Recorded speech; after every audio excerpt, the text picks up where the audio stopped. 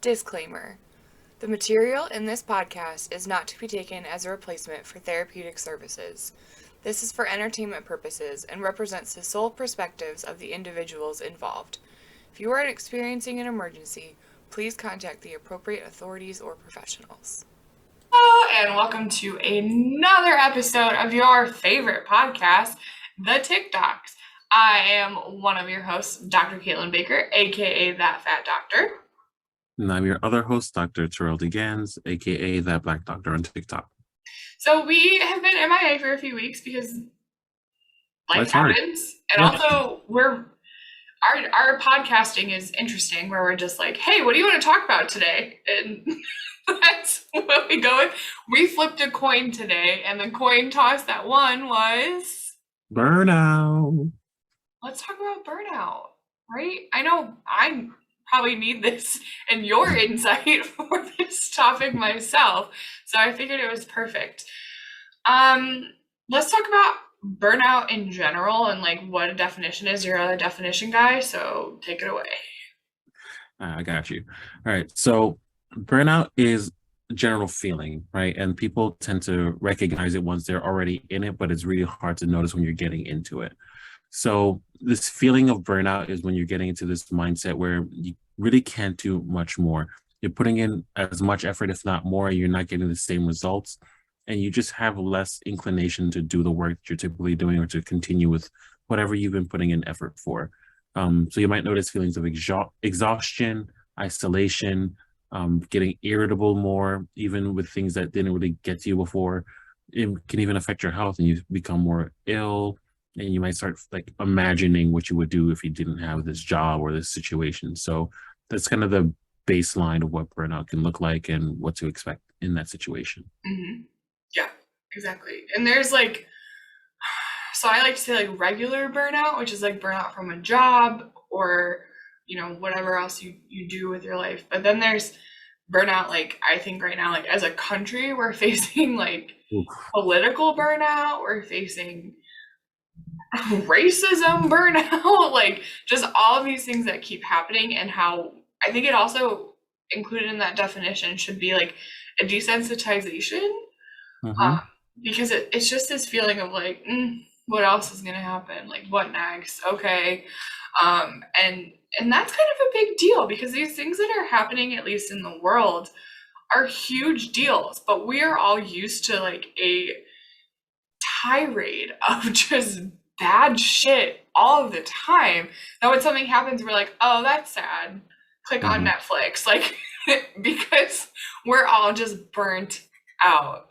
It can't take much more, right? Like if you're getting bad news everywhere you look, it just seems like there's no good news to be had and you just kind of zone out. So it's either you're perpetually angry or you're perpetually sad or you're perpetually frustrated or whatever, or you just shut it all out and you stop listening to people. Yeah. And that's what's happening with a lot of people in a lot of situations. Yeah, absolutely. I think it's like, I think of burnout as like me just being really checked out and like not caring about things. And that is sad and not great.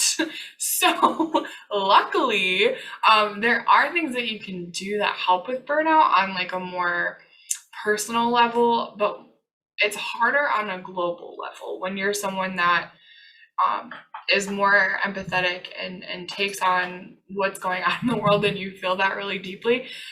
It's hard because we can't say like, do some self-care and everything will be okay, because you're like, Katelyn, the world is on fire and terrible and people are dying, and like, yeah, that's real. Taking a bubble bath is not gonna help that shit. Like, it's just not. You can try. You'll be that one of my kind of favorite just like image memes, which is like the dog in the house on fire. Like, this is fine. That's what I think of when I think of this term. Like, and it's so sad. I think like millennials, is very interesting following generation trends with this kind of stuff, because like our generation started out with like 9/11, and then since then it's just been terrible, terrible, terrible, terrible, like crisis, shootings, and all of it. As a whole, I mean, every generation obviously has things that they've dealt with, but I think I have to sneeze, so talk. I got you.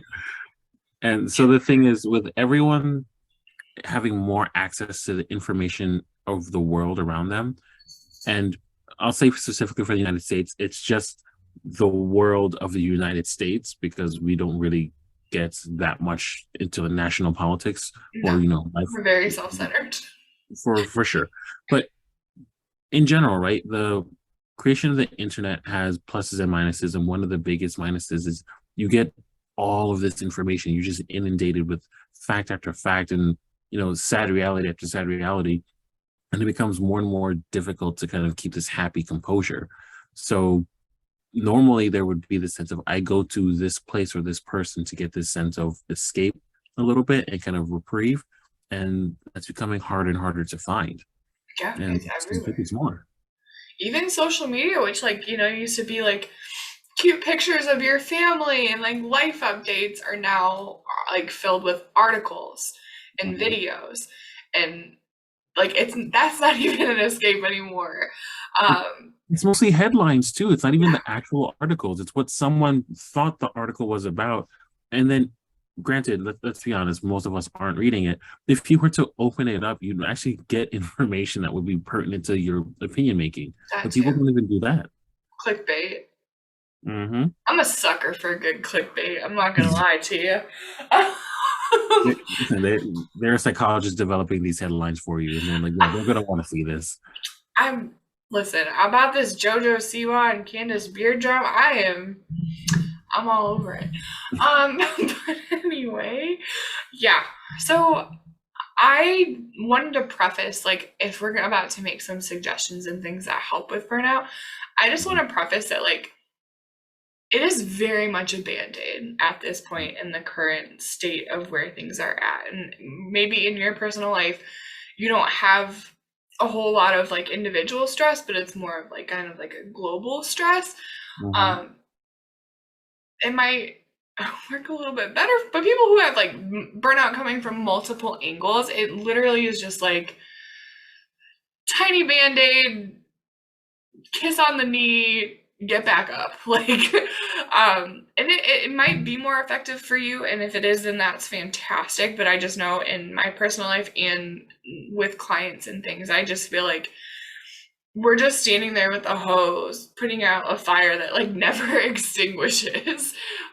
So that being said, I want to talk about what are some things that are helpful to you personally, T, when you're feeling burnt out? Um, so one of them is a skill that you either have or learn to develop, and everything else is just kind of random things that help me personally. So the first thing is I've been really good with compartmentalizing, which is taking whatever's going on and leaving it in that time frame. So if I'm working with clients going through really traumatic experiences, which of course, what therapist doesn't at this point, then you can say, yeah, I will be completely present and fully empathize with you in this moment. But the second that time is over, I need to separate. This Mm, is for you. This is for me. This is for the next client that comes right after that. Being able to do that in all aspects of my life, like, yeah, this person's really getting to me, but this person's only getting to me for the time that I'm engaging in this conversation, and mm, moving on has been extremely helpful for mitigating the effects of burnout. yeah. Um, mhm, I want to just a trick that I teach my clients when like trying to learn how to compartmentalize, because it mhm, is a skill that you, again, if you don't have it, you are able to develop it. I like to think of it as like little boxes in my brain, and I'll literally sit there and act out like whatever it is, I'm going to take it out and I'm going to put it in this box, and then I'll put it back in my brain. And it helps kind of visualize that everything is tucked away and neat and organized and where it should be for when you need to bring it back out again. But mhm, it's just a really strong visualization that helps me personally and my clients. mhm. So yeah, that could be extremely helpful for people that really like that visual means of understanding something. Kind of an offshoot of that, something that I get to use for myself that I think is really helpful, is I tend to believe in the idea of karma. Mm, So when I have bad moments, which everyone does, whether it's through interaction, no. Mine's No, perfect. yeah, Your yeah, life is, everyone. especially. Yeah, sure. But when bad things happen and you're going through it and you're angry or upset or whatever, I cognitively switch at some point to, oh, that was really bad. Okay, something good is coming. And then I'm just kind of waiting for the good. And then it becomes less of a focus on what just happened. Instead, I focus on, all right, where's the good coming from? And then I just look forward to that. And that really helps me to get out of that mindset. Mm-hmm. Yeah, I like that. I like that a lot. It's whatever helps you. Whatever helps. This is my cat Todd who's trying to be in the podcast. Todd, sorry. Not today, sir. Yeah, karma. That's interesting theory that I never really thought about in applying to this kind of setting, but it does help if you're like, I've been through so much, I put out so much good in the universe, like something, I mean, there's Murphy's Law or something scientific-y about, like, Everything that can go wrong will go wrong. yeah, and then, yeah, it's true. And leading into that, and then also expecting that something good is going to come back. This cat is very persistent. I am so sorry. We don't apologize for being human here. He's a cat. Yeah, so you definitely can't apologize for having a podcast while your cat joins. Todd the cat. Anyway, so burnout. I think I am someone who just completely checks out from everything. Like I'll be like, shut it down. Also known as dissociating. But like I feel like, and it's kind of a theory I've been working on, but like chosen dissociation to protect yourself or to like help renew energy, I think is okay. Dissociation we're taught in general is bad, but if you are in control of it and you are managing it and it's not taking over other parts of your life, then absolutely. My version of that would be like I play video games regularly. Like I'm not staying up so late that I wake up extremely fatigued the next day. I'm not missing out on an event or whatever. Like I'm taking time that I know I have allotted for that and I use it that way. And I'm not focused on anything else because I literally can't. And then, I get to also speak to friends through that. I get to have more experiences with other people in the world, not always positive, but still. It allows you to dissociate from my current existence long enough to just kind of decompress from whatever stressors came that day. Yeah, absolutely. Video games is a great example. Video games are a great, I don't know English. I love movies and like TV shows. I just will like get lost, especially like junky reality TV. Ugh. Yes. I love it. I'm just like zoning out. I am with them on the Jersey Shore. The family vacations are addictive. Did you watch Floribama Shore? Side note. I watched the first season. It wasn't doing it for me. It's not the same, but I like it. Anyway, we'll talk about reality shows later. But that's what helps me. And I literally will say, I can't handle anymore. I'm checking out. And that's, I think, the difference between like good dissociation, if you want to call it that. I don't know a better word for it other than like. It's just separation. It's like it's the same concept, right? It's the point of it's active dissociation versus forced or passive. Yeah, you're choosing not to deal with what you will have to deal with eventually, but giving yourself the space to process it in the background. Right. Yeah, and it's kind of like planned as well. Like at the end of the day, like I make sure I have time to do that and just turn off my brain for a little while. And I also I kind of joked about self-care earlier and like what people say now is self-care, but like there are so many different versions of self-care and they can also help you feel better. Like I know for me, like movement always just the chemical release in itself from like I guess exercise is like the colloquial term, but in my world it's called movement. The colloquial term is exercise. Whatever. I'm not good at words today. I'm very tired. Yeah. Whatever. Anyway, exercising, which sounds like terrible and like I don't ever want to do it, but I know afterwards I'm gonna feel accomplished. I'm gonna feel obviously the chemical boosts. The endorphins running through your system, Yeah, all that stuff, right? and But that helps too. And yeah, then while I'm doing it, I'm like doing like boxing, and I'm thinking like this is gonna help me in the apocalypse. So like it helps with the burnout. Like I'm prepared. I'm prepared for it. burn calories to burn off the burnout. You know, you know. I like that. That should be. Oh man. But other self care things, if you are someone who really benefits from like massages, because that actually has a lot of benefits in terms of muscle release and tension, relaxation and things like that. What else? I don't know. I'm like the basic bitch that does like face masks and like Listen, if that helps and you like it and it keeps you out of the stress zone, like do that. Um, but I think this is a great opportunity to talk about how there are like negative coping mechanisms, which mm, probably increases burnout later because you have other things to worry about, right? So the drinking, the smoking, the overeating, the like being becoming dependent on others. Like there's so many ways that people naturally try to combat burnout, but then you start hurting your relationships, you're hurting yourself, you're hurting your mind, you're hurting your body. Like you have to find a way to combat that feeling without making it worse. And I think that's where a lot of people get lost. yeah, absolutely, they do. I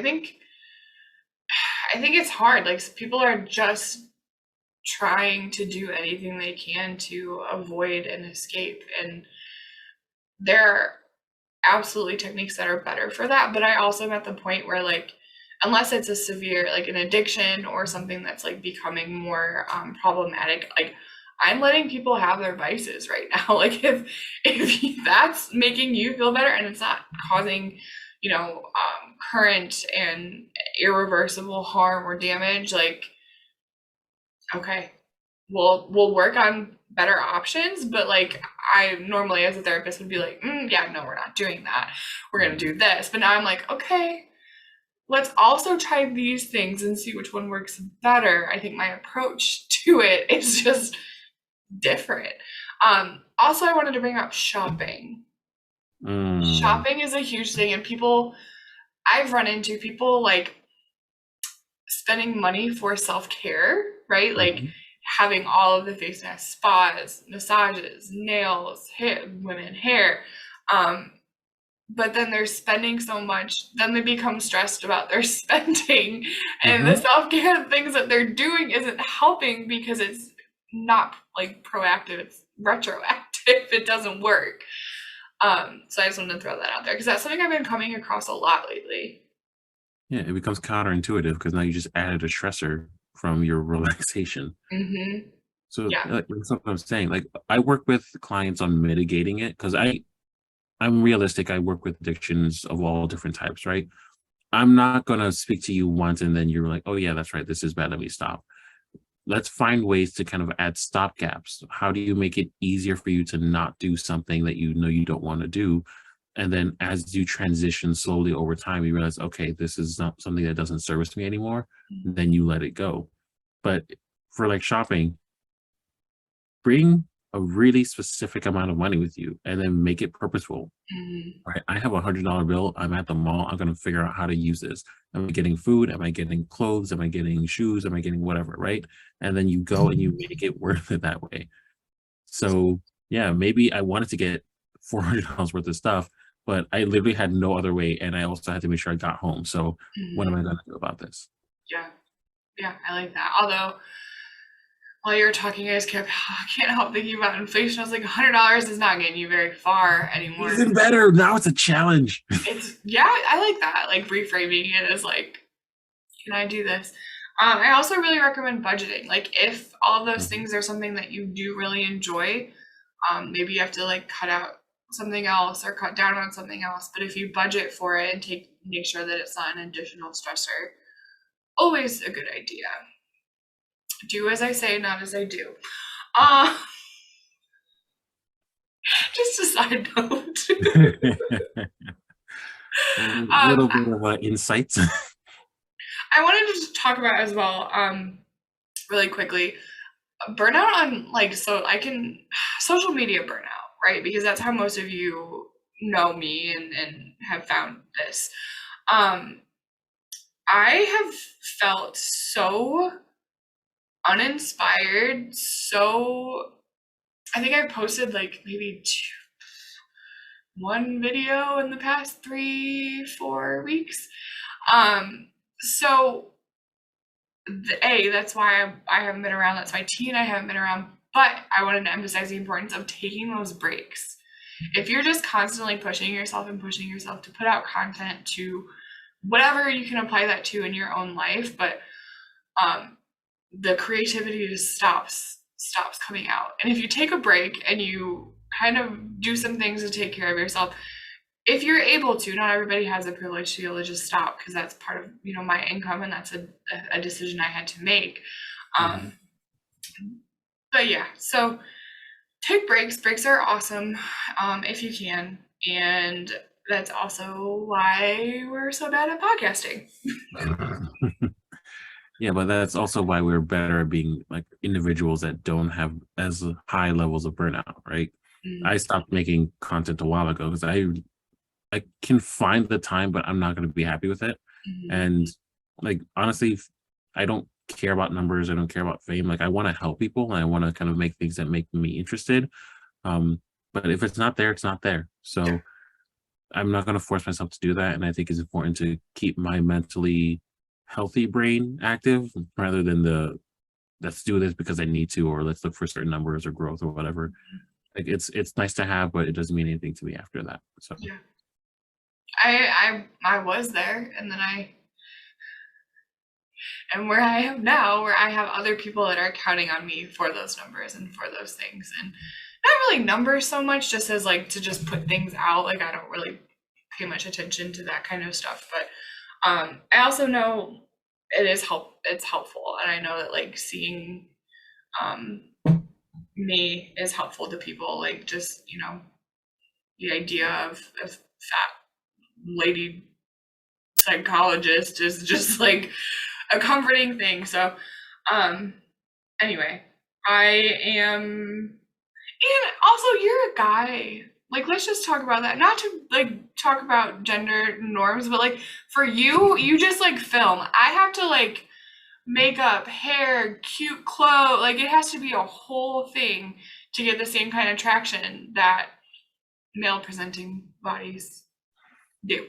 So, also, reason. also counterpoint, if you are a stereotypically attractive female, you don't have to do anything to get followers. Also true. Oh, here's a decently popular song and me in a bikini, and great, I have 1 million followers. Yep, absolutely. So, Or a guy with guys do it too, though. To be fair, mhm, and yeah, I love a good non-binary thirst trap. Like that's my new thing. I'm like, that's my new thing. Anyway, we're way off topic. yeah, Burnout. Take care of yourself. yeah. If you can address the problem directly, if you have the ability to, if you have the resources, if you have the support to, absolutely, that's the 100% best way to do it. If it's your job, if it's your family, if you can address that directly, that's the best way to do it. If you can't, use everything else that we were talking about today. But we hope everyone takes the opportunity to, just take stock in the fact that we're all in this together. There are different things that we're going through, obviously, because our lives are going to be different, but there are always going to be people that resonate with you. And it may be hard to find, but trust me, they are out there. And individually, but also collectively, everything that we are all going through. So we didn't mention much about social support, so I'm glad you added that. Social support is so very important in talking to people and just not feeling alone and feeling burnt out. So just to recap, take breaks, do self-care, whatever that means for you. Mhm. Lean into it, realizing the world is a dumpster fire and there's nothing that you can do about it. And even though that's a very powerless feeling, it can also be very comforting in that like there's nothing immediately that you can do except take care of you and handle your business. Mhm. I think Yeah. that's a oh, do you have something else? Yeah, compartmentalize Oh, and find something that you believe in, right? So for me, it's karma. Maybe that works for you. Maybe it doesn't. but figure something that you believe in that you can really hold on to, and that's gonna be able to push you through a lot of terrible moments. Yeah, absolutely. So we hope you're all doing all right out there. We really do care, and obviously, like, that's our job. But I hope it's helpful to know that, like, we're in the same boat, and I think everyone is. So you're not alone. And yeah, if you ever need to talk, feel free to email us, follow us on our socials, message us. If you have topics you'd like us to cover, please do the same. We are around. We love hearing from you. But until next time, we Peace, out. love, and elbow grease. Bye. Bye.